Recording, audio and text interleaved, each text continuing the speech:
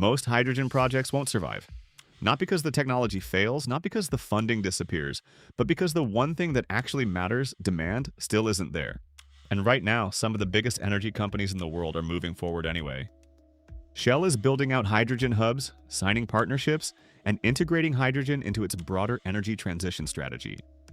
BP is positioning itself across production, transport, and trading.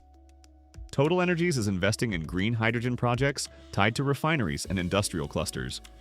From the outside, it looks like momentum, it looks like scale, it looks like the hydrogen economy is finally starting to materialize. But underneath those announcements, a different system is forming. One that doesn't run on ambition or capacity, but on something much more fragile. Who is actually willing to buy hydrogen at the price it costs to produce it? Because the reality is simple and uncomfortable.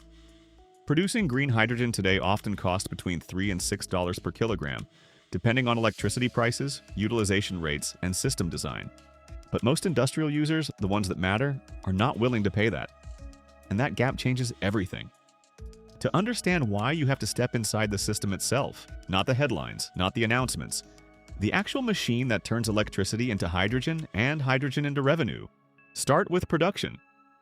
Green hydrogen is created by running electricity through water in an electrolyzer.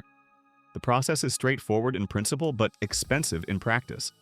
Electricity alone can account for 60 to 70% of total production costs. That means hydrogen doesn't just depend on having renewable energy.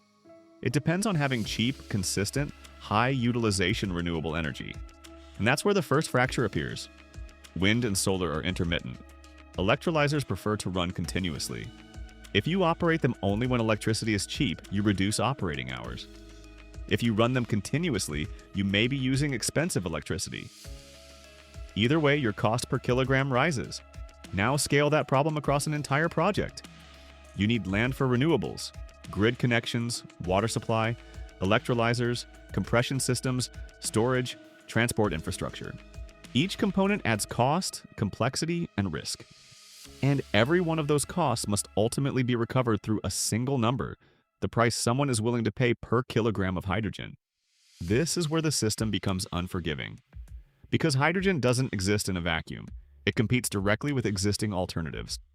In refining and ammonia production, hydrogen is already used, but it's produced from natural gas at a much lower cost. In steelmaking, hydrogen is being tested as a replacement for coal, but the economics are still uncertain. In transport, hydrogen competes with batteries, which are rapidly improving and already deployed at scale.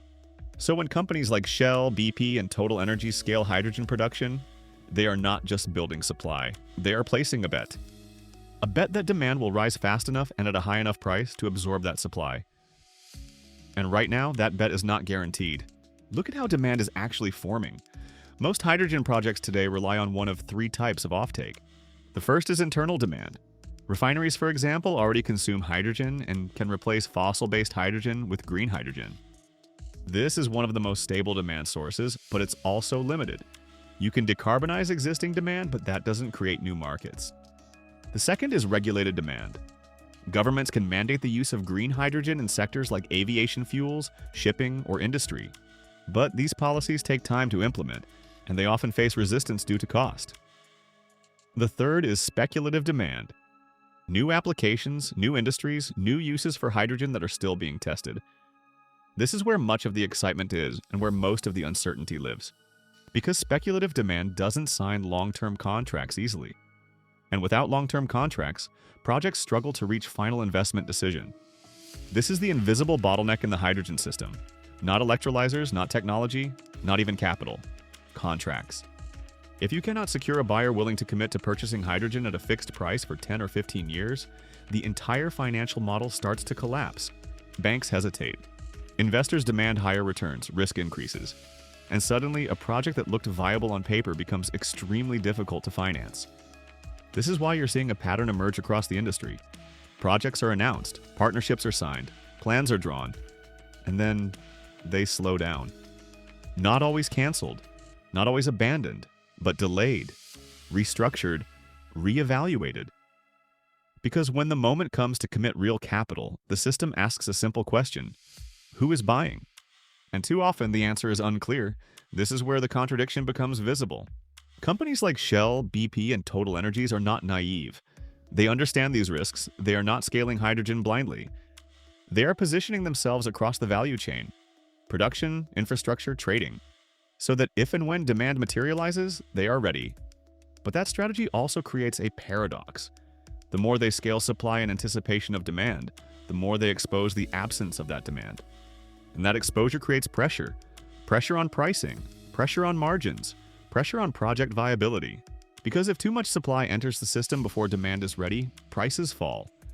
And if prices fall below production costs, projects become unprofitable. This is the filter phase. Not a collapse, not a failure, a selection process. The projects that survive will not be the biggest. They will not necessarily be the most ambitious. They will be the ones that solve the full system equation. Cheap electricity, high utilization, secured offtake, integrated infrastructure, strategic location. Everything has to align. Take industrial clusters as an example. Hydrogen projects located near existing demand, refineries, chemical plants, steel facilities have a clear advantage. They reduce transport costs, they can integrate directly into existing processes, they can leverage existing infrastructure. Compare that to export-oriented projects. Producing hydrogen in one region, converting it to ammonia or liquid hydrogen, shipping it across oceans, and then converting it back. Each step adds cost, energy loss, and complexity. These projects can work, but only under very specific conditions. And that's the point. Green hydrogen is not a universal solution. It is a highly conditional system. It works in certain places, under certain conditions, for certain applications. And when those conditions are not met, the system doesn't adapt. It stops. This is why most projects won't survive. Not because the industry is wrong, but because the system is selective. It rewards alignment. It punishes mismatch.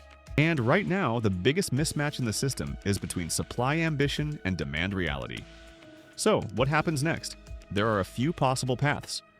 In one scenario, demand accelerates. Policies tighten, carbon prices rise. Industrial players are forced, or incentivized, to switch to green hydrogen. In this world, the supply being built today finds a market, and the system begins to scale. In another scenario, demand remains slow. Costs remain high. Projects continue to be delayed or canceled. The industry consolidates. Only the most efficient, best-positioned projects survive. And then there's the most likely scenario, a combination of both. Some sectors adopt hydrogen, others don't. Some regions become hydrogen hubs, others fall behind. The system doesn't scale uniformly, it evolves unevenly. And in that uneven evolution, the winners emerge. Not the companies with the most announcements, not the projects with the largest capacity, but the ones that can actually connect production to real paying demand. This is the part of the hydrogen story that matters most. Not the technology, not the headlines. The connection. Because without that connection, hydrogen remains potential. With it, it becomes a system. And that system is being built right now, not in press releases, but in contracts, infrastructure, and real-world constraints. If you want to understand where this is going, which projects survive, which fail, and how the system actually works, that's exactly what we break down inside H2 Hub by Renee Energy. It's where developers, consultants, and investors go beyond the headlines and into the execution layer. The models, the assumptions, the real economics behind hydrogen projects. Because in this phase of the industry, understanding the system is not optional. It's the difference between building something that scales and something that never makes it past the plan. And right now, that difference is becoming impossible to ignore.